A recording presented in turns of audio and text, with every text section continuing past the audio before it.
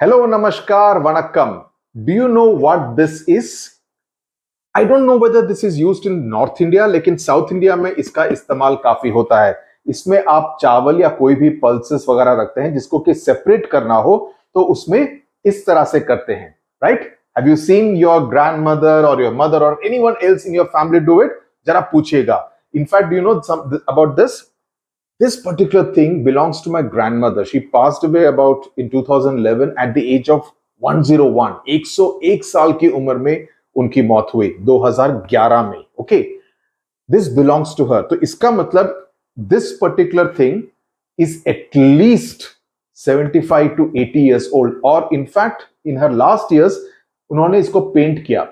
Okay, इसका original colour cream colour का होता था, उसको पेंट किया ताकि उसकी लॉन्जिविटी लाइफ बनी रहे. So this is 75 to 80 years old. Okay, so इसको यूज करते हैं इन ऑर्डर टू सेपरेट, और वही होगा इस चैप्टर के बारे में, methods of separation in everyday life. तो ये रोजमर्रा की जिंदगी के बारे में है, इसके बारे में आज हम बात करेंगे. Okay, so let's get started now. इसमें एज यूजुअल कहानियों की बात हो रही है. Malli and his sister Valli are excited for their summer vacation. गर्मी की छुट्टियों में वो कई जगहों पर जाने वाले हैं. ओके, तो उन्होंने, उनके पेरेंट्स ने ट्रिप प्लान किया है और पहला ट्रिप का हॉल्ट था हरियाणा में उनकी नानी के घर. ओके, उनकी नानी as in for students in South India, nani is referring to the maternal grandmother. दादी बोलते हैं पैटर्नल ग्रैंडमदर, यानी कि फादर की मदर को. Okay, in Tamil we generally say Amma or party for anyone who is a grandmother, but here dadi and nani mean two different people. तो यहाँ पर गांव का माहौल है.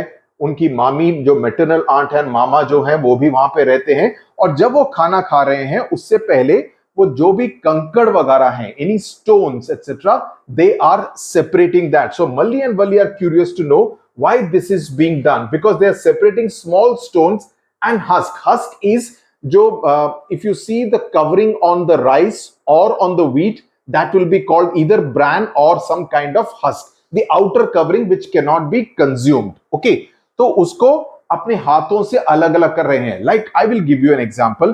अगर आपको चावल दिए जाए और आपकी मम्मी बोले इसको जरा, इसमें से कंकड़ है या नहीं जरा ढूंढ लो. ओके, नाउ उसको अगर आप इस तरह के इसमें करेंगे तो उससे फायदा नहीं होगा, because both the rice and the concord will be more or less same in weight. उनका मास रहेगा तो वो अलग अलग नहीं होंगे. तो उसको सेपरेट करने के लिए, और कंकड़ चूंकि काफी थोड़े से ही होंगे, तो उसको अलग अलग हैंड पिकिंग से सेपरेट करने की जरूरत है. तो वही काम यहां पर हो रहा है कि उनको hand picking explains we are removing these stone so that the grains are fit for cooking, ताकि उनको खाना के लिए बनाया जा सके, ताकि ये पूरी तरह से साफ रहे, इन कंकड़ को अलग किया जाए. Okay, so that is what is done. So they go around the house to see the fields and the cattle to keep them busy. Nani gives them a challenge of hand picking small stones from grains, जैसा मैंने अभी कहा, while keeping their eyes closed. तो eyes closed करके अगर आप करेंगे तो आप देखेंगे कि राइस, चावल का जो दाना है, उसका जो टेक्सचर होगा, जब आप उसको छुएंगे तो वो थोड़ा सा एक अलग टाइप का फील रहता है. लेकिन अगर किसी कंकड़ को आप छुएंगे तो उसका फील ज्यादा खुरदरा रहेगा. It will be a little more rough. Now you would have found rajma में कभी कभी आपको पत्थर लगता है, आई करके, अरे पत्थर मिल गया, it was not cleaned properly, right? या किसी तरह के दाल में, राइट?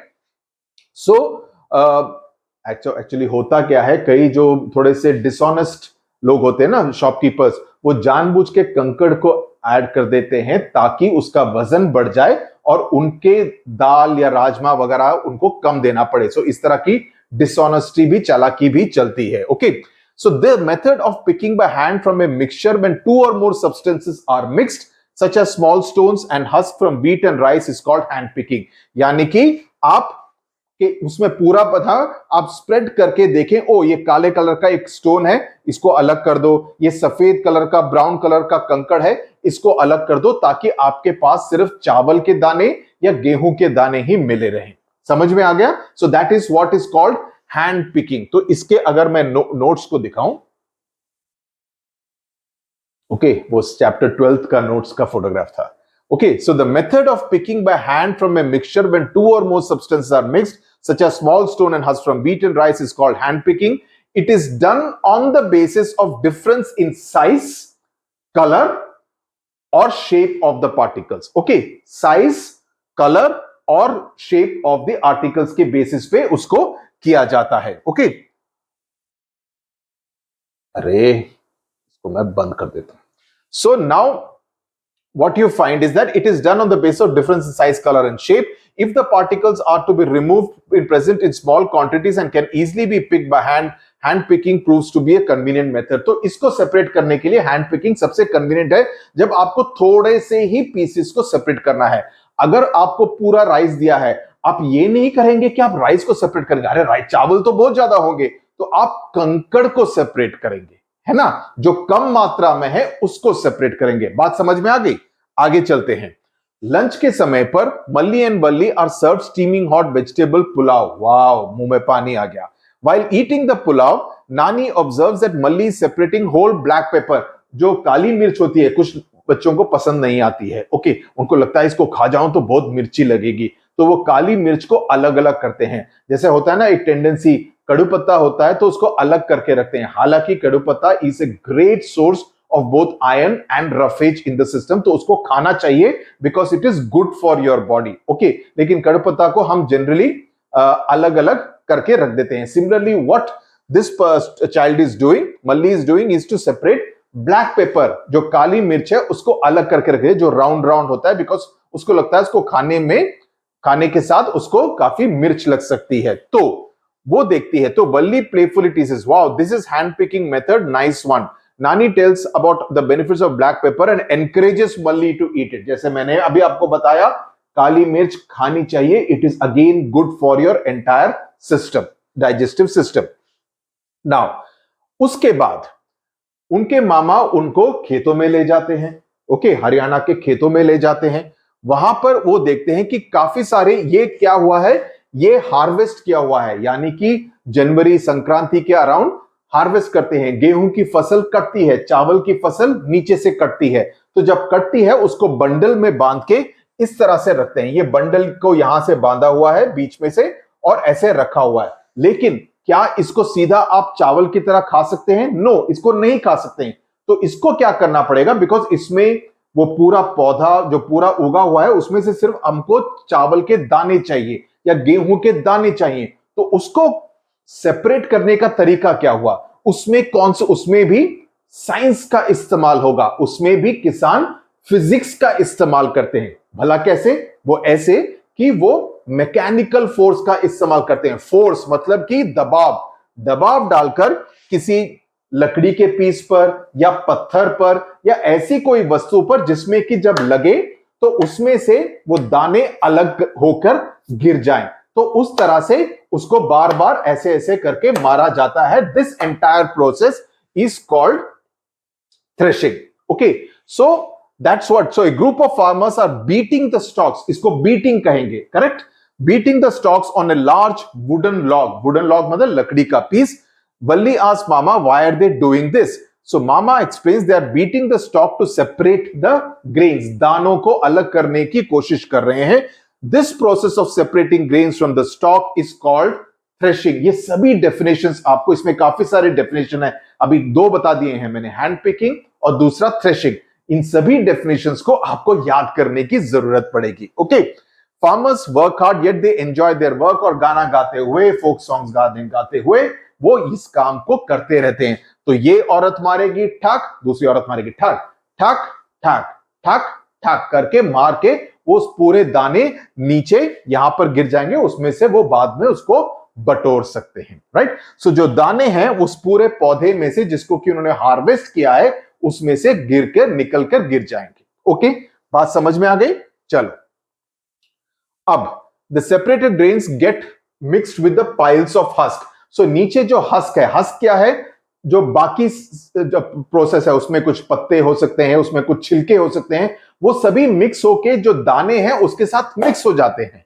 तो ऐसा नहीं है कि उसको सीधा खा सकते हैं, बिकॉज वो हैंड पिकिंग करेंगे. तो हैंड पिकिंग में तो ये ऑलमोस्ट 50-50% हो जाएगा. दाने 50% होंगे, जो बाकी छिलके वगैरह हैं, हस्क वगैरह है, वो भी 50% होंगे. तो हैंड पिकिंग से नहीं काम चलेगा. तो इसके लिए एक अलग तरह का फिजिक्स का इस्तेमाल करना पड़ेगा। हर चीज में साइंस और फिजिक्स का इस्तेमाल करना पड़ेगा। ये देखते हैं ये कैसे करेंगे।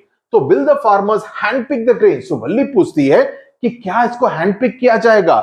She wonders how much time, उसमें तो बहुत ज्यादा समय लग जाएगा। Okay, so let us perform. तो इसको किस तरह से करेंगे? इसको हैंड पिक कर सकते हैं।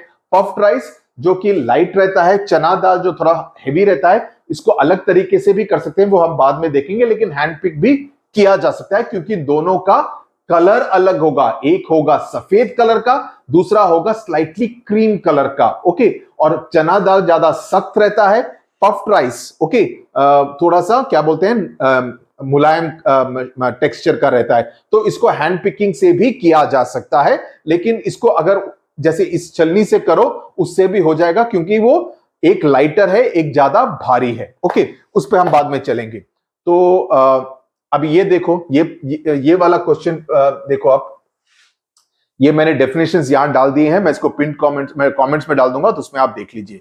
तो what is the physics involve in threshing? आपको ये पता होना चाहिए क्योंकि अगर आप इसको समझ जाएंगे बड़ी क्लासेस में, जब इस पर न्यूमेरिकल्स वगैरह करेंगे तब आपको मुश्किल नहीं होगी। तो threshing is the process of separating grains and seeds from the stalks and husk and it involves the application of mechanical force लगा रहे हैं आप, राइट, एंड फ्रिक्शन मतलब जब कोई दूसरी सरफेस पर आप इस सरफेस को मार रहे हैं तो इसके बीच में क्या होता है, इसको फ्रिक्शन कहते हैं। ये आप मेरे ख्याल से 7वीं 8वीं क्लास में पढ़ेंगे, इसको फ्रिक्शन कहते हैं। इस फ्रिक्शन की वजह से, जैसे फॉर एग्जांपल रोड है, रोड पर आपकी गाड़ी के टायर्स चलती हैं, ये एक जगह पे कैसे रहती हैं? बिकॉज इसमें इनके बीच में फ्रिक्शन है। तो उस फ्रिक्शन की वजह से ये दाने अलग हो रहे हैं, right. The physics involve in the threshing process primary relates to force and the impact of that force, उसका जो एक रिएक्शन हो रहा है उस फोर्स का। ओके, नाउ आपको मूंगफली खाना पसंद होगा, जरूर होगा। तो रोस्टेड मूंगफली आपकी मम्मी देती है लेकिन उसमें छिलके हैं, आप बोलते हैं मम्मी मैं छिलके नहीं खाऊंगा, तो मम्मी बोलती है निकाल के खाओ। तो आप बैठ के ऐसे बैठ के करते हैं, रोस्टेड है ओके, तो गर्म है तो उसको रोस्ट किया गया है। तो उससे रोस्ट करने से होगा क्या, अगर कच्चे मूंगफली होंगी तो उसके जो छिलके हैं वो पूरी तरह से उसके साथ जुड़े हुए होते हैं, लेकिन जब रोस्टेड होते हैं तो उसके छिलके थोड़े से लूज हो जाते हैं। तो आप क्या करते हैं, थोड़ी सी मूंगफलियां लेते हैं, ऐसे ऐसे करते हैं, आप देखेंगे कि उसके जो छिलके हैं वो मूंगफली से अलग हो जाते हैं। तो उसके बाद क्या करते हैं, फूंक मारते हैं, करेंगे तो उसके जो छिलके हैं उड़ जाएंगे, सिर्फ मूंगफली clear white of white colour मूंगफली आपके हाथ में रह जाएगी, जिसका कि आप आनंद उठा सकते हैं, आप उसको खा सकते हैं। सही बात। तो इस तरह से आप अलग अलग सेपरेशन कर रहे हैं एक अलग मेथड से, कि आप इसमें क्या कर रहे हैं, मैंने अभी क्या बताया आपको, फ्रिक्शन का इस्तेमाल कर रहे हैं, फोर्स का इस्तेमाल कर रहे हैं in order to separate the छिलका, the cover of the roasted peanut from the actual peanut. समझ में आ गई बात? Great. So the skin comes off and when you blow air on it, it operates on the principle of physics ki lighter thing will blow away, the lighter material flies away and you can eat the peanuts. Okay, abhi मूंगफली जल्दी से खा लो और वापस class में आ जाओ। Okay, now the method of separating heavier and lighter components of a mixture by wind or blowing is called winnowing. इस process को विनोइंग कहा जाता है। अभी ये वाला नहीं बोल रहा, अभी आगे देखो। Okay, now what happens is that ये वाला जो मैंने अभी आपको दिखाया, this thing is the same as this, okay, ये ऐसा सेम है। ओके, इसमें दाने होते हैं। So what happens is that, और ये बैम्बू का ट्री है, ये एक्चुअली केन का है, बैम्बू का भी बनता है। तो components of, so nana takes them to the field to show the work. So Malli and Valli अभी बोलती है वो हस्क और ग्रेन को सेपरेट कैसे किया जाएगा। तो कैसे किया जाएगा कि वो देखती है कि एक फार्मर एक प्लेटफॉर्म पर, यानी कि एक स्टूल की तरह उस पर खड़ा है। Okay, and what he is doing is that, इस तरह का उसने कुछ पकड़ा हुआ है, एंड हवा अगर यहां से आ रही है या यहां से आ रही है, कहीं किसी भी दिशा से हवा आ रही है तो ऐसे ऐसे करेगा। Okay, he will do it like this. तो जो दाने हैं जिसका की वेट ज्यादा है वो नीचे गिरेंगे, लेकिन जो छिलके हैं जिनका वेट ज्यादा नहीं है वो हवा के साथ आगे उड़ जाएंगे in the direction of the wind. So अगर हवा ऐसे चल रही है और इसको मैं ऐसे करूं तो ये तो सीधा ग्रेविटी से नीचे जाएंगे, ये ग्रेविटी से थोड़ा और आगे जाके थोड़ी दूर दिशा में गिरेंगे, तो क्या हो जाएगा, मेरा ग्रेन और हस्क जो कवरिंग है वो दोनों सेपरेट हो गया। समझ में आई बात? तो होता क्या है, the farmer is moving the bamboo tray which contains threshed wheat grains in the direction of air और विंड। सो इससे समझ में क्या आया, तो इसमें अगर आप फोटो देखेंगे तो आपको ज्यादा अच्छा समझ में आएगा। डायरेक्शन ऑफ एयर और विंड इस तरफ है, फार्मर यहां पर एक स्टूल पर खड़ा है, तो उसमें उसने बैम्बू ट्रे में ये पूरा डाला है, तो जब वो हिलाता है इस तरह से, जैसे मैंने कहा इस तरह से हिलाएगा, तो जो ग्रेन है वो नीचे यहां पर गिर जाती है, और ये हस्क जो है, जो छिलके हैं, वो इस तरह से दूर होकर यहां पर जाके गिरते हैं, whereas grain falls right below his feet. उसकी पैर के नीचे जाकर ग्रेन्स गिरते हैं, और जो हस्क है वो थोड़े से दूरी पर जाके गिरते हैं, depending on the intensity of the wind, हवा की इंटेंसिटी कितनी है उसके बेसिस पर। तो इसका इस्तेमाल इस चीज के लिए होता है। आप ऐसे भी कर सकते हैं, छोटी मात्रा में हो, ऐसे ऐसे करेंगे तो वो जो है, जो छिलके हैं वो आगे हो जाएंगे या आगे जाके गिर जाएंगे, और सिर्फ चावल के दाने आपके इसमें रहेंगे, right? So that's how your grandmother और my grandmother etcetera used it. Okay, I've seen my mother also using it. In fact, I got it from my mother. So this is for us, it's almost of heritage value. That's why I said something which is 75 to 80 years old, आजकल तो इस तरह की चीजों का इस्तेमाल ही नहीं होता है। Okay, so the method of separating heavier and lighter components of mixture by wind or by blowing air is called winnowing. तो इस तरह से, लेकिन हालांकि आजकल मशीन्स वगैरह आ गई हैं, तो इसीलिए इस चीजों का इस्तेमाल नहीं होता है, जिसमें थ्रेशिंग एंड विनोइंग दोनों एक ही मशीन में इस तरह से हो जाती हैं, और एक सैक में आपको क्लियर दाना राइस या व्हीट का मिल जाएगा। So technological developments have resulted in developing of the threshing machines called threshers. These machines are used for separating grains from the stalks and husk. They perform both the task of threshing and winnowing simultaneously. तो इस तरह के machine में दोनों हो जाएंगी, ये यहां से आपको पूरा मिल जाएगा। तो इस तरह की मशीन्स बन गई हैं जिसका इस्तेमाल जो अमीर किसान है वो सब करते हैं, तो जिसकी वजह से इस तरह से मैन्युअली आपको करने की जरूरत नहीं पड़ेगी, क्योंकि अगर बहुत ज्यादा अनाज पैदा हुआ है तो कितनी देर किसान बैठ के उस सूप को हिलाता रहेगा। Okay, next day Malli and Valli board a train to Ahmedabad. अभी हरियाणा से गुजरात की तरफ जा रहे हैं, कहां? Ahmedabad, to visit their father's friend Ghanshyam bhai. Now before leaving, Valli requests her mommy to present meathi puri for their journey. So Valli says, मैं मदद कर दूं आटा गूंदने में। So mommy says to prepare a dish with flour, first we need to remove bran. Bran मतलब जो छिलके हैं, that may be present in the flour. How do we do it? Valli says, हम ये ऐसा कैसे करेंगे? तो वो कहती हैं कि इस तरह की छलनी से। ये तो आपने अपने किचन में जरूर देखा होगा। ओके, तो इसके लिए एक सीव का इस्तेमाल किया जाता है। फॉर एग्जाम्पल, आपके पास अलग अलग, बिकॉज सीव्स में भी अलग अलग तरीके के आते हैं। एक तो ये हुआ, इस तरह का सीव हुआ जिसमें कि जो छेद हैं वो थोड़े से बड़े हैं। ओके, मैं पूरा किचन का सामान यहां लेके आया हूं। Okay, my wife will be wondering मैं क्या करता हूं। तो इस तरह के जो छेद हैं, they will be there. Now इसको कुछ चीजों के लिए इसका इस्तेमाल करते हैं, राइट?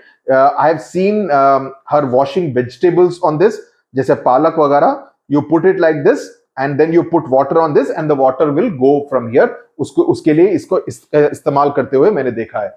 ये दूसरा है, ये सिर्फ वो क्या बोलते हैं उसको, करवा चौथ के लिए नहीं है ये। ओके, तो ये एक अलग हुआ, ये नेट का है, जिसमें आप देखेंगे कि the holes are very very tiny.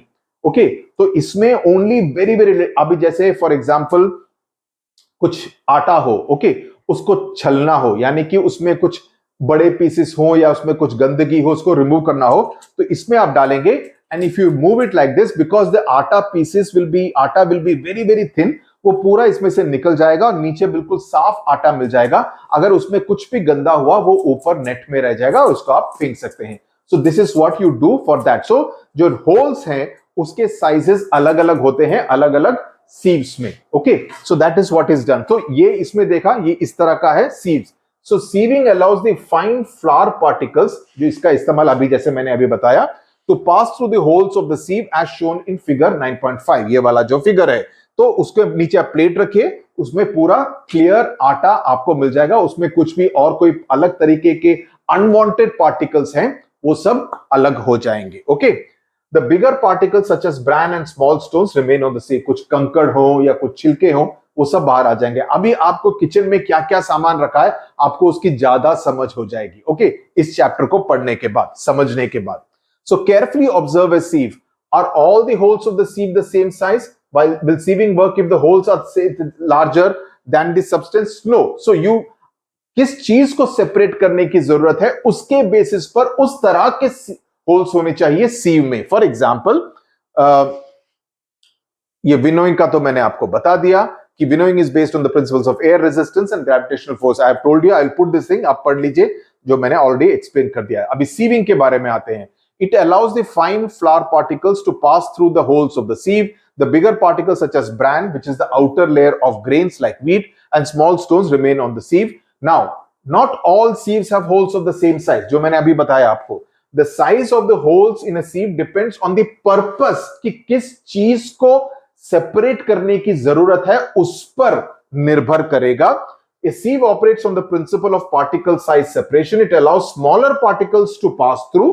इसमें जैसे मैंने बताया कि जो आटा है वो इसमें से आराम से पास हो जाएगा बिकॉज वो बहुत थिन है, राइट। लेकिन जो कोई कंकड़ वगैरह होगा या कोई छिलका होगा वो ऊपर ही रह जाएगा बिकॉज वो इन होल्स में से नीचे नहीं जा पाएगा। So it allows smaller particles to pass through the holes while retaining larger particles. This process known as sieving is commonly used in cooking to sift flour मतलब आटा और grains as well as in industries to separate materials based on size or to remove unwanted particles। तो ये इसमें इस्तेमाल होता है, okay. तो ये यहां पर समझा दिया। अभी अहमदाबाद पहुंच गए हरियाणा से, ओके, पूरी बना ली, पूरी खा लिया ट्रेन में, अभी वो पहुंच गए गुजरात। तो वहां पर वो जाते हैं साबरमती आश्रम, ओके, जहां पर कौन रहते थे?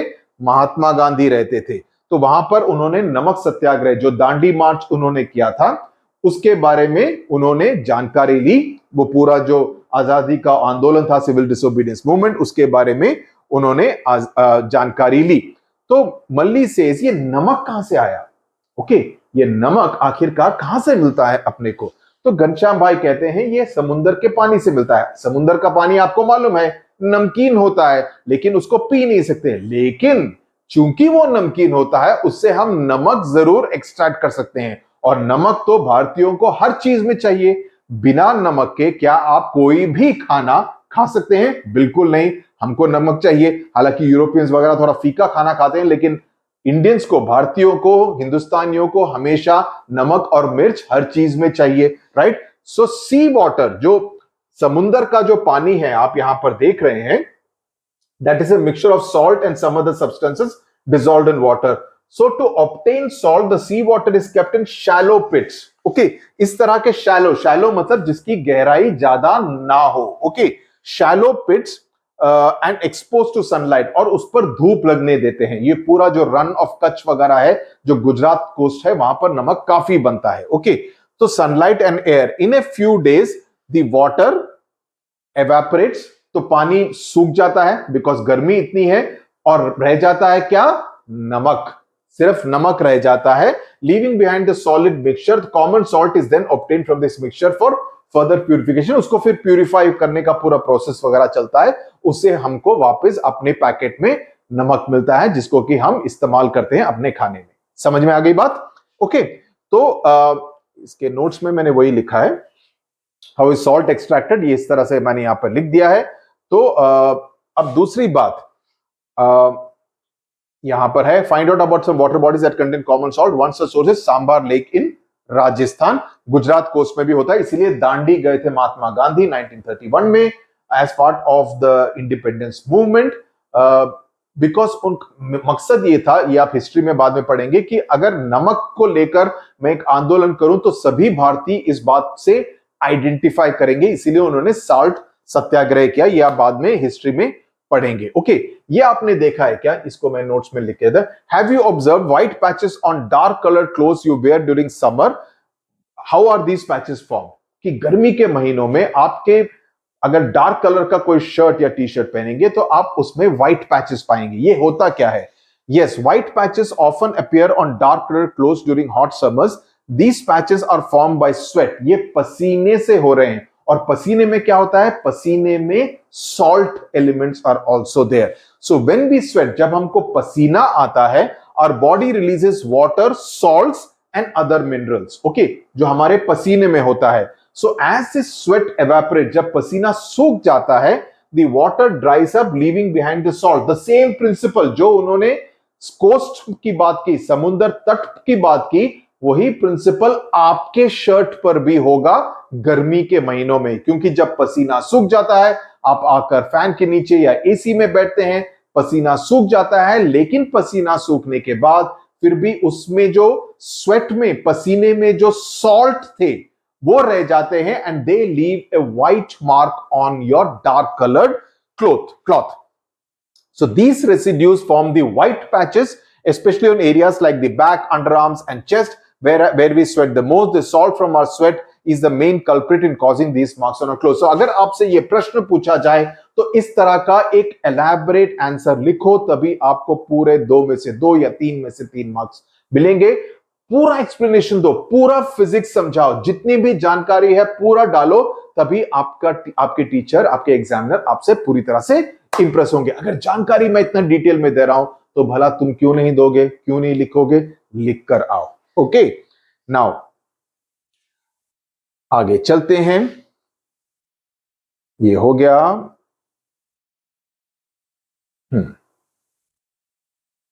आयुर्वेदा में the herbs or parts of plants are prescribed as remedies. These ingredients like roots, leaves, flowers or seeds of various medicinal plants are often dried in the shade. This practice facilitates the evaporation of excess water, leaving behind the important component of the thing. तो again separation की बात है कि evaporation से पानी को हम सुखा देते हैं और बाकी जो बचा वो मेडिसिनल हर्ब हो जाता है. सो आयुर्वेद में भी सेम सेपरेशन ऑफ मटेरियल का प्रिंसिपल का इस्तेमाल किया गया था. Now let's investigate with this kind of an experiment. मैंने सीधा आपको नोट्स में लिख दिया है तो आपको आसानी होगी.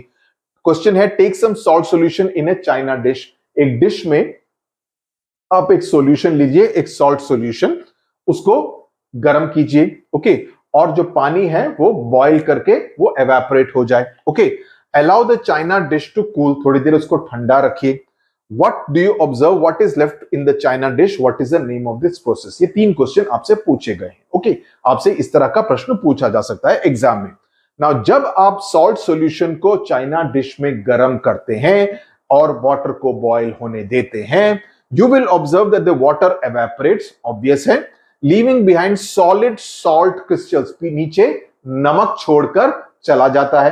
पानी evaporate हो गया और नीचे रह गए नमक के क्रिस्टल्स इन द डिश. सही बात, यहां तक समझ में आ गई बात. एज द वाटर एवेपोरेट्स, पानी जैसे ही एवेपोरेट होता है, the dissolved salt can not stay in the solution, so it crystallises and settles in the dish. तो ये क्रिस्टल फॉर्म में आपको डिश में मिलेगा सॉल्ट सॉल्यूशन. जो सॉल्ट सॉल्यूशन, उसका पानी तो चला गया, तो वो रह जाता है एक क्रिस्टल फॉर्म में, आपको उस चाइना डिश में मिल जाएगा. This process is called evaporation. ये तो आपको ऑलरेडी मालूम है. Evaporation is a method used to separate a soluble मतलब जिसको घोला जा सके, which can be dissolved solid like salt from a liquid like water by heating it until the liquid evaporates, leaving the solid behind. कि अगर उसको separate करना हो तो evaporation करो ताकि जो पानी है, लिक्विड है, वो पूरी तरह से सूख जाए और नीचे हमको सॉलिड मिल जाए. अगर किसी सॉलिड को हमने लिक्विड के साथ, जैसे पानी के साथ मिलाया है, तो इन दोनों को सेपरेट करने का सबसे बेस्ट तरीका है evaporation by boiling it. कि आप उसको गर्मी प्रदान करो, उसको हीटर, उसको आग पर लगाओ और थोड़ी देर उसको गर्म करो ताकि वो पानी evaporate हो जाए. So the process of settling down of heavier insoluble component जो dissolve ना हो at the bottom of the liquid is called sedimentation. Sediment का मतलब होता है जो नीचे रह जाए, तो इस प्रोसेस को सेडिमेंटेशन कहते हैं. The process of settling down, कि वो नीचे रह जाता है, बाकी एवेपोरेट हो जाता है. जो इनसॉल्युबल कंपोनेंट है वो नीचे सेडिमेंट की तरह नीचे सेटल डाउन हो जाता है. तो जब पानी रिमूव हो जाता है बाय टिल्टिंग द वेसल, तो the process is called decantation. ना ये आपने देखा होगा, जब मैं चावल बनाता हूं, चावल बनाने का आपको प्रोसीजर मालूम है. अगर 1 टम्बलर चावल लो, ओके, उसका हिसाब होता है कि आपको 3 ग्लास उसी का पानी डालना होता है प्रेशर कुकर में. ओके, तो पहले आप, उससे पहले क्या आप करेंगे, आप बर्तन में आप राइस डालेंगे, 1 टम्बलर राइस. ओके, उसको धोएंगे, वॉश करेंगे.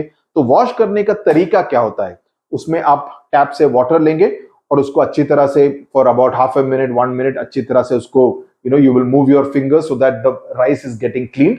और उसको अभी सेपरेट कैसे करेंगे, अभी उसको गैस पे डाल के एवापोरेट करने का इंतजार करेंगे क्या, नहीं, ये ऐसा बेवकूफी वाला काम मत कीजिए। तो इसको पानी को बाहर निकालने का क्या तरीका है, सिंपल तरीका है, आप उस वेसल को, जैसे अगर ये वेसल है, इसमें छेद नहीं है, वेसल है, तो आप उसको ऐसे टिल्ट कीजिए। ओके, हाथ ऐसे रख लीजिए, हाथ ऐसे रख लीजिए कि ऐसा ना हो कि चावल भी पूरा सिंक में गिर जाए। तो ऐसे रखेंगे तो सिर्फ पानी पानी पानी पानी गिरेगा, सो ऑलमोस्ट थोड़ा सा सोक रहेगा, but you can remove 99% of the water like this. Okay, you can do that. That process is called decantation. Simple है, when the water is removed by tilting the vessel, the process is called decantation. Okay, इस तरह से चावल बनाने का process, ये मुझे मालूम है इसलिए I am telling you, practical experience. Okay, okay, आगे चलते हैं। नाउ सो ये सब हमने बता दिया है।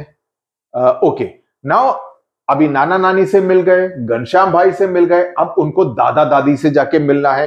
वो कहां रहते हैं, पुदुचेरी में। पुदुचेरी कहां पर है, चेन्नई से थोड़ा नीचे, राइट। जो मेन पुदुचेरी है वो चेन्नई से थोड़ा नीचे है, तमिलनाडु में। Okay, so Malli and Valli are excited to meet their old neighbourhood friend Balan also. Okay, after reaching Puducherry they start talking about, Puducherry French colony होती थी एक जमाने में। Okay, they start talking about old times and do not realise कि शाम हो गई है, दादा का चाय पीने का समय हो गया है, चाय, गरम चाय। ओके, अब चाय कैसे बनाते हैं ये तो आपको मालूम होगा जरूर। ओके, तो इसमें आपने इस चीज को जरूर देखा होगा, चाय की छलनी। Okay, so what do you do, what do you make use of for, so दादा बोलते हैं मैं चाय बनाता हूं, चिल्ड्रन बोलते हैं हम भी हेल्प करेंगे, तो वो करता है। तो बालन बोलता है after preparing T how do you remove the tea leaves, ये चाय की पत्ती को आप रिमूव कैसे करते हैं, can you do this with decantation. Decantation से आप कैसे करेंगे, अगर आपको, आप समझो, मैंने ग्लास नहीं लेके आया, अगर आप उसको टिल्ट करेंगे तो आपको वो द लिक्विड सरफेस, आप समझो, तो आपका कहने का मतलब है कि चाय की पत्ती यहां पे रह जाए और चाय मैं दूसरे कंटेनर में उस ग्लास से रिमूव कर दूं, वो गर्म चाय आपके हाथ में लगेगी कि आपका हाथ जल जाएगा। सो डिकैंटेशन का इस्तेमाल आप इस चीज को सेपरेट करने में नहीं लगा सकते हैं, सही बात। तो दादा कहते हैं मैं स्ट्रेनर का इस्तेमाल करूंगा, जो कि है ये। ओके, सो स्ट्रेनर का इस्तेमाल करने के लिए आप क्या करेंगे, आप पूरी चाय को इस स्ट्रेनर के थ्रू डालेंगे, तो होगा ये कि चाय, बिकॉज उसके थिन थिन पोर्स हैं, वो चाय नीचे चली जाएगी, ऊपर चाय की पत्ती स्ट्रेनर में रह जाएगी, उसको आप उठा के फेंक सकते हैं, correct. So that is how it is used in this case. So with a strainer, how do we, if we do not have a strainer, we can still remove. He said, leave the saucepan containing tea undisturbed for some time and gently pour the tea in a teacup. उसको tilt कर सकते हैं without touching it. वो पूरी तरह से नीचे settle down हो जाएगा। क्या हो गया, the principle of sedimentation. The tea leaves will be settled at the bottom. So the process of settling down of the heavier material is called sedimentation, कि नीचे रुक गया, फिर उसको आप टिल्ट कर सकते हैं बिना छुए, दैट्स हो गया। और डिकैंटेशन, लेकिन इस केस में उसको छूने का कोई प्रिंसिपल नहीं है, but the best way is still to use a strainer. So strainer या सेडिमेंटेशन, डिकैंटेशन, इन तीनों अलग अलग तरीकों से आप इसका इस्तेमाल कर सकते हैं, provided you don't have to touch, because वो गर्म होगा तो उसको टच करेंगे तो हाथ जल जाएगा, so you have to be careful. So decantation is also used in washing and cleaning of rice and pulses. जो मैंने कहा इस तरह से, ये राइस ऐसे है, ओके, इसको ऐसे यहां पर हाथ रखो ताकि ये पूरा चावल नीचे ना गिर जाए, नहीं तो ये चावल गिरेगा, मम्मी आके टपाक से मारेगी। Okay, so you have to be careful about these things. ये एक क्वेश्चन है, ओके, यहां पर मैंने इसका नोट्स में लिया। ऑयल जो है, तेल, ये वाटर के साथ मिक्स नहीं होता है, ये तो आपको मालूम है, right, and forms a separate layer, it forms a separate layer. Oil कभी भी, तेल कभी भी पानी के साथ, अब करके देखो, पानी डालो, उसमें थोड़ा सा तेल डालो, कोई भी तेल डालो, कोकोनट ऑयल डालो, ग्राउंडनट ऑयल डालो, सनफ्लावर ऑयल डालो, कुछ भी डालो, आप देखेंगे कि वो मिक्स नहीं होता है। ओके, एक ग्लास बाउल में डाल के देखो, एक्सपेरिमेंट करके देखो, you will realise it yourself. Okay, it forms a separate layer when left undisturbed for some time. Which method of separation would you use to separate? अभी आपको कहा गया है, अरे ये तेल को ऑयल के साथ मिक्स कर दिया, मेरे को दोनों चाहिए, इसको सेपरेट करके दो। आप बोलेंगे अब मैं कैसे करूं, मैं बताता हूं। आप क्या करेंगे, इसके दो तरीके हैं। ओके, नॉट द बेस्ट तरीका बट फेयरली गुड। ओके, तो उसमें आप डिकैंटेशन का इस्तेमाल कर सकते हैं। ओके, कि since oil is less dense than water, it floats on top of the water. It will float when left undisturbed. You can carefully pour oil. तो उसको धीरे से टिल्ट करके आप सिर्फ ऊपर का जो लेयर ऑफ ऑयल है उसको बड़ी सावधानी से दूसरे कंटेनर में शिफ्ट कर सकते हैं। लेकिन इसमें यह जरूर है कि उसके साथ साथ थोड़ा सा पानी भी आ ही जाएगा। ओके, हालांकि top layer will be that predominantly that of the oil, उसमें तेल ज्यादा होगा, पानी की मात्रा उसमें कम होगी। ओके, सो ये तो हो गया पहला मेथड डिकैंटेशन का। This methods work when the layers are well defined and easy to separate, तभी होगा, नहीं तो इसमें पानी की भी मिलावट हो ही जाएगी, पूरी तरह से 100% ऑयल आपको नहीं मिलेगा। दूसरा एक और तरीका है, अगर आपके पास सेपरेटिंग फनल है तो उसमें क्या होगा कि a more precise method involves a separating funnel. The oil and water mixture is poured into the funnel and after the layers formed, यानी कि ऊपर तेल नीचे पानी, तो आप नीचे एक तरीके का टैप खोल देंगे ताकि उस टैप को खोल के आपके पास सिर्फ नीचे का पानी आ जाएगा। जब पानी होके तेल नीचे नीचे नीचे नीचे आया, आप टैप बंद कर देंगे, यानी कि तेल अंदर रह गया, आपको पानी अलग से मिल गया। This method will be slightly better than the decantation method. So क्या होगा, the bottom layer of water is drained off by opening the stopcock, जो पानी का टैप खोला है, at the bottom leaving the oil behind, oil main container में रह जाएगा। समझ में आ गई बात? Both methods take advantage of the difference in the density between oil and water, यानी कि डेंसिटी, इसको हम 7th क्लास में पढ़ेंगे, जो density of oil and water वो अलग अलग है, जिसकी वजह से वाटर नीचे रहता है, ऑयल ऊपर तैरता है। उसका फायदा उठाकर हम इसको सेपरेट करने की कोशिश करेंगे। समझ में आ गई बात? ग्रेट, चलो। But I can still get a few tea leaves in my mouth because decantation does not completely separate, जो मैंने कहा उससे पूरी तरह से सेपरेट नहीं होगा। इसका मतलब है कि वो करेक्ट मेथड सेपरेशन का नहीं है, तो इसलिए सबसे बेस्ट है टी स्ट्रेनर, जिसमें से ये इंश्योर हो जाएगा कि चाय की पत्ती स्ट्रेनर में रह जाएगी और पूरा जो पानी है, चाय है, नीचे की तरफ चला जाएगा। So let me pour the tea through the strainer. You can see all the tea. So this process of separating tea leaves from the tea is called filtration. आप उसको फिल्टर आउट कर रहे हैं, कि चाय की पत्ती को चाय के से फिल्टर आउट कर रहे हैं, तो इस प्रोसेस का नाम है फिल्ट्रेशन। तो पूरे सबके डेफिनेशंस याद रखो, कंफ्यूज नहीं होना। मैं इसको काफी सारे एग्जाम्पल्स के साथ बता रहा हूं ताकि आपको पूरी क्लैरिटी रहे एग्जाम के टाइम पे। और मैं विनोइंग और थ्रेशिंग में कंफ्यूज हो गया, कंफ्यूज होने की जरूरत बिल्कुल नहीं है। ओके, नाउ ये हुआ, काम खत्म, चाय मिल गई। देन हाँ, ऐसा भी होता है कुछ जगहों पर एक क्लॉथ का पीस का इस्तेमाल करते हैं। अगर आपका क्लॉथ का पीस बहुत ही फाइन हो, जिसमें कि काफी छोटे छोटे छेद हो, ओके, उसमें भी अगर आप कुछ पानी डालें तो you will find the better quality water only coming out. जो गंदगी है उसमें अगर कुछ मिट्टी है, फॉर एग्जाम्पल कुछ मिट्टी का पानी है, तो मिट्टी को आप रिमूव करना चाहते हैं तो उस मिट्टी के पानी को एक क्लॉथ में डालेंगे जिसमें कि बहुत ही फाइन छेद है, बहुत ही छोटे छोटे छेद हैं उस क्लॉथ में, तो उसमें डालेंगे तो आपको बेहतर पानी नीचे मिलेगा, मिट्टी पूरी उस क्लॉथ में रह जाएगी। So that is also done. उसका भी इस्तेमाल कुछ ग्रामीण इलाकों में इसका करते हैं। फिल्टर पेपर, ये दूसरा एक तरीका है कि आप फिल्टर पेपर बनाएं।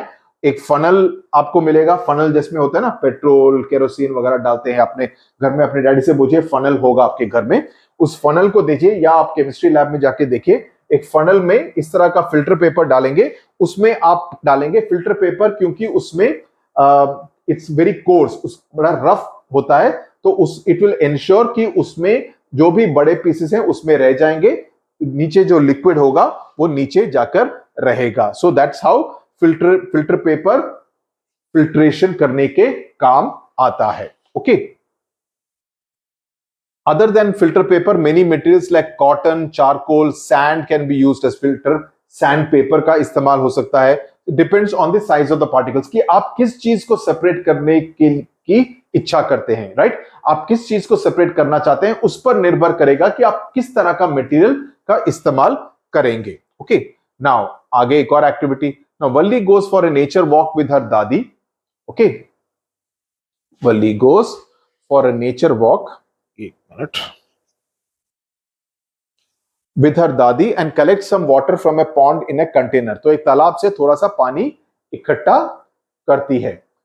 तो उसमें देखती है कि उसमें कुछ गंदगी वगैरह है, तो उसको किस तरह से रिमूव किया जा सकता है. राइट, तो इसको आपको ये करना है. अभी तक जितना भी मैंने बताया उसके बेसिस पर आप ये कर पाएंगे. टी बैग्स, जो चाय के बैग्स होते हैं, okay, but initially made of soft cloth like silk because it could hold the tea leaves and let water pass through.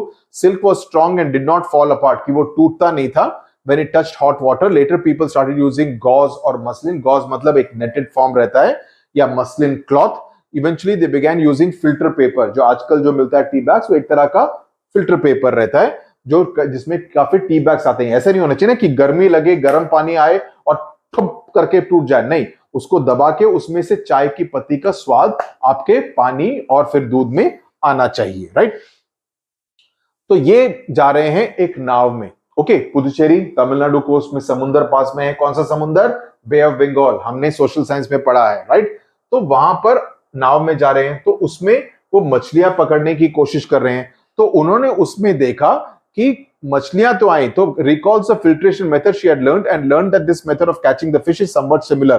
तो फिशिंग नेट में क्या क्या, ये फिल्ट्रेशन वाला है ना. तो पानी में डाला, मछली पकड़ने के लिए पानी में नेट डाला, तो क्या हुआ, मछलियां उसके नेट में आ गई, पानी पूरा नीचे निकल जाता है, तो सिर्फ मछलियां रहती हैं. राइट, तो इस तरह से ये एक तरह से फिल्ट्रेशन जैसा मेथड है, और उसको मल्ली इस बात को रियलाइज करती है. एंड देन शी सीज कि अरे इसमें इतने सारे प्लास्टिक भी हैं, तो इसमें उन्होंने थोड़ा सा सोशल साइंस भी डाल दिया है. He taken aback when he saw plastic bags, broken bottles, a large fish with a straw stuck in its mouth and food wrappers. So इससे हमें क्या पता, इनफैक्ट मैं आज ही न्यूज़पेपर में पढ़ रहा था that India actually consumes the maximum, I mean does the maximum plastic pollution in the entire world. हमने चाइना को भी ओवरटेक कर दिया है, हमने चाइना को भी प्लास्टिक के पोल्यूशन के हिसाब में ओवरटेक कर दिया. And this is very bad because plastic is the biggest polluter that you can have in this world. उससे बड़ा pollutant पूरे विश्व में नहीं है. ओके, तो इसमें अवेयरनेस करने की जरूरत है. हमको समुद्र में इस तरह की गंदगी नहीं डालनी चाहिए. That is something very important. इसके बारे में हमने 11वें चैप्टर में हम पढ़ेंगे. ओके, इसको कैसे सेपरेट करेंगे, ये आपका एक्सरसाइज हो गया. ये आप मेरे को बताइए, इसमें आप क्लॉथ का इस्तेमाल कर सकते हैं. आई have seen the cook in my house using A cloth for something like this, कि अगर आपका दूध फट जाए, उसमें से आपको पनीर बनाना है, तो आप उसको एक क्लॉथ में डालेंगे, उसमें से फिर वो निकल जाएगा, और ऊपर जो रहेगा उसका इस्तेमाल आप पनीर बनाने के लिए कर सकते हैं. So that is something which you can use using A soft cloth. Now वहां से निकल के, पुदुचेरी से निकल के दे गो टू मध्य प्रदेश. सो वापस वो सेंट्रल इंडिया में आ जाते हैं. राइट, सो वो पहुंचते हैं भोपाल, और वो जाते हैं अपनी मासी के घर, और जहां पर उनको बटर मिल्क, जिसको कि छाछ कहते हैं नॉर्थ इंडिया में, in Tamil we call it sambaram. Okay, in Tamil Nadu and Kerala we call it sambaram. Okay, so तो उसको करने का ये, in fact I still remember in my nani's house in Kerala, we used to have this kind of a pillar in the center of the hall. Okay, और हम सब बच्चे उसको पकड़ के आगे पीछे we used to keep roaming around 360 degree. This used to be our big place. तो उसको इस्तेमाल इसीलिए होता था. So my nani used to sit there and sit with this kind of a pot, और उसको she would do this. Okay, इसको बोलते थे to take out the butter. तो होता ये था to make buttermilk. So Malli आज a shopkeeper about the big painting hanging on the wall. तो ये बोलने से what is being done is that it's a process of churning. What is happening is that it's a process of churning using a big matni to separate butter. So होता क्या है, butter क्योंकि वो lighter होता है, वो ऊपर float करता है, और उसमें से उसको निकाला जा सकता है. जो नीचे जो बाकी रहेगा उसको छाछ की तरह यूज किया जा सकता है. Okay, so buttermilk is left behind. उसमें आप कड़पत्ता, पेपर, नमक वगैरह डालो. It is heaven. It's absolutely heaven. और गर्मी के महीनों में अगर आप बटर मिल्क पिए, देयर इज नथिंग. थोड़ी सी हरी मिर्च डालो, मजा आ जाता है. So that's what you should have in the summer months definitely, so that आपका क्या बोलते हैं सनस्ट्रोक, हीट स्ट्रोक वगैरह ना आए. So their stay at Masi's place has become enjoyable and they are looking forward to share all their memories with their friends upon returning home. Now it's time for them to reach their final destination, which is Shillong, जो कि north east में है. कौन से state का capital है? मेघालय का capital Shillong. Okay, ये तो आजकल मिक्सी में हो जाता है ये सब. On their arrival at their bua's house, that is उनके father की sister, they notice that a carpenter is making a wooden door while working. He accidentally drops a few iron nails in the sawdust. होता है ना कि कुछ कीले saw dust में, carpenter का काम जब होता है तो काफी सारे ब्राउन ब्राउन हो जाते हैं, उसमें कीले भी होते हैं, पैर पे लग जाता है तो चोट लग सकती है. So how do you remove the nails? अभी बैठ के निकालना हैंड पिकिंग से हो जाएगा? नहीं होगा. फिल्ट्रेशन से होगा? नहीं होगा, बिकॉज ये दोनों सॉलिड सॉलिड है. तो इसका क्या तरीका है? इसका तरीका हमने ऑलरेडी चैप्टर नंबर 4 या 5 में पढ़ लिया था. कौन सा था? 3 4 वाला था ना, मैग्नेट्स वाला. 4 वाला, यस. मेजरमेंट था 5 वाला. तो चौथे चैप्टर में हमने पढ़ लिया था. तो क्या करेंगे? एक मैग्नेट को लेके आएंगे, एक मैग्नेट को लेके आएंगे, और मैंने मैग्नेट कहां रखा था, पता नहीं कहां रखा था. तो मैग्नेट को लेके आएंगे और ऐसे ऐसे घुमाएंगे तो जितनी भी कीले हैं वो क्या करेंगी? फटाक से मैग्नेट की तरफ चिपक जाएंगी. So that is the easier way to separate the iron nails from the entire sawdust. So that's what he will do. तो ये एक मैग्नेट लेके आएगा. ये जितना भी बाकी जो वुडन पीसेस है उसके बीच में जो कीले हैं, he will get it, and वो सारे के सारे उसकी तरफ अट्रैक्ट हो जाएंगे. तो इस तरह से ये भी सेपरेट हो जाएगा. मजा आया ना? So that is the So he starts handpicking the iron nails. The children of the carpenter, they got a magnet from their bua. They asked the carpenter to move the magnet through the sawdust. All the nails get attracted to it. Which method? This thing exploring magnets वाले chapter में हमने already पढ़ लिया है. The substances which are attracted towards a magnet are called magnetic substances. Obviously, iron is a magnetic substance, so that will get attracted. Iron is a common example of a magnetic substance. तो ये हो गया magnetic separation से इसको separate किया. तो किस चीजों को, आपसे प्रश्न कैसे पूछा जा सकते हैं? जब टेस्ट पेपर करूंगा तो उसमें डालूंगा किन किन चीजों को सेपरेट करने के लिए क्या क्या मेथड इस्तेमाल किए जाते हैं. ये आपको अपना दिमाग लगा के करना है और उसका रीजनिंग देना है, क्योंकि मैंने काफी डिटेल में उदाहरणों के साथ आपको समझाया है. With all this examples you should be able to explain why which method should be used. Okay, now recyclers use magnets to separate iron articles. Now अगर जो सिटी के बाहर कूड़ा करकट वगैरह होता है उसमें कुछ चीजें होंगी जो कि मैग्नेटिक होंगी, राइट? तो आप उसको सेपरेट कैसे करेंगे, राइट? उसको सेपरेट कैसे करेंगे? तो उसको सेपरेट करने के लिए इस तरह के बड़े बड़े मैग्नेट्स का इस्तेमाल होता है कि आप उसको ऊपर लेके आएंगे, जो जितने भी मैग्नेटिक सामान है, जो भी आयरन वगैरह है, वो उसकी तरफ छिक करके चिपक जाएगा. तो उसको अलग करके बेच सकते हैं या उसको अलग तरीके से डिस्पोज ऑफ किया जा सकता है. So the scrap iron can be recycled and reused. So इसको रिसाइकलिंग करने का, नहीं तो आप हर चीज को एक ही साथ डंप में डालेंगे तो एनवायरनमेंट के लिए अच्छा नहीं है. तो इस तरीके से हम अपने एनवायरनमेंट की सुरक्षा कर सकते हैं. तो इससे उनको काफी मजा आया, उनको काफी जानकारी मिली इस पूरे इसमें. ये पूरे आपको अलग अलग जो एक्सरसाइजेस हैं वो आपको करने पड़ेंगे, और जब आप करेंगे तब आपको समझ में आएगा कि आपका रिवीजन हो जाएगा. आप अपना दिमाग लगाइए कि किस बेसिस पर आप ए और बी को सेपरेट करेंगे. ओके, और उसको आप लिखिए इस तरह का एक्सरसाइज से आपके इस चैप्टर को पूरी तरह से समझने में काफी मदद मिलेगी. Okay, so with that we have come to the end of this particular chapter. I hope मजा आया, कुछ नया सीखने को मिला. Now you will be able to identify what all different things are used in your kitchen at your home. Okay, please do the exercises. Test paper तो हम बाद में करेंगे ही. टाटा, बाय बाय, नमस्कार, गॉड ब्लेस यू.